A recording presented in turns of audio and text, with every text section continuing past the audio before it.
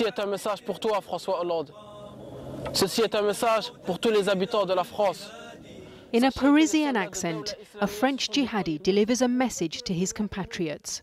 The undated ISIS propaganda video was circulated on its social media accounts today in the wake of the Paris attacks, as growing evidence suggests the perpetrators had links with the Syrian conflict.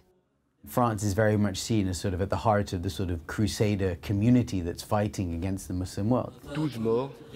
President Hollande has explicitly blamed ISIS for what he describes as an act of war organised from outside France.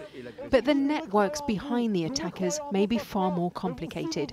They've been able to compromise security in France in a way which they've not been able to do in Britain and the US. And I think that that is simply because of the interlinkages between groups like ISIS and groups like Al-Qaeda. Holy cow, there's some guns. Earlier this afternoon, armed officers raided this building, which is a short walk from the Bataclan concert hall. 7 of the 8 terrorists have now been identified. One was a French extremist known to the authorities. Another, a stadium suicide bomber, may have been as young as 15.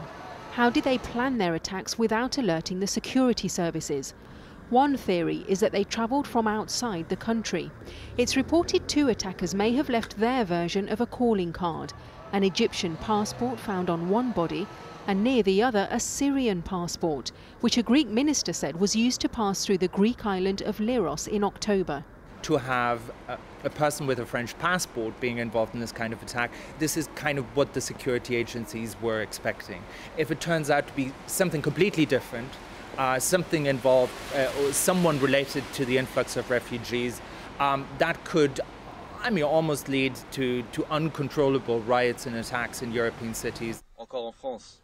There are unconfirmed reports that at least some of the attackers had previously been in Syria. Hundreds of French citizens are fighting in the conflict there. The security services believe around 250 have returned.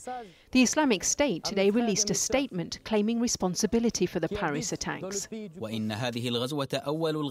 This attack is just the start of a storm and a warning for those who wish to draw lessons. This is the latest high-profile international attack that the group has claimed responsibility for, including the recent downing of a Russian plane carrying holidaymakers home from Sinai. But the statement provided little detail about the Paris attacks, making it hard to verify. And of course, Syria is not the only conflict France is involved in.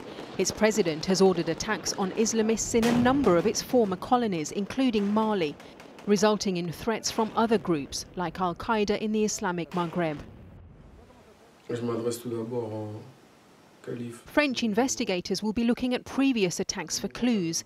In this video, Amadi Koulibaly, one of the January attackers, claimed allegiance to ISIS, but the other attackers, the Kouachi brothers, had loose links with Al-Qaeda.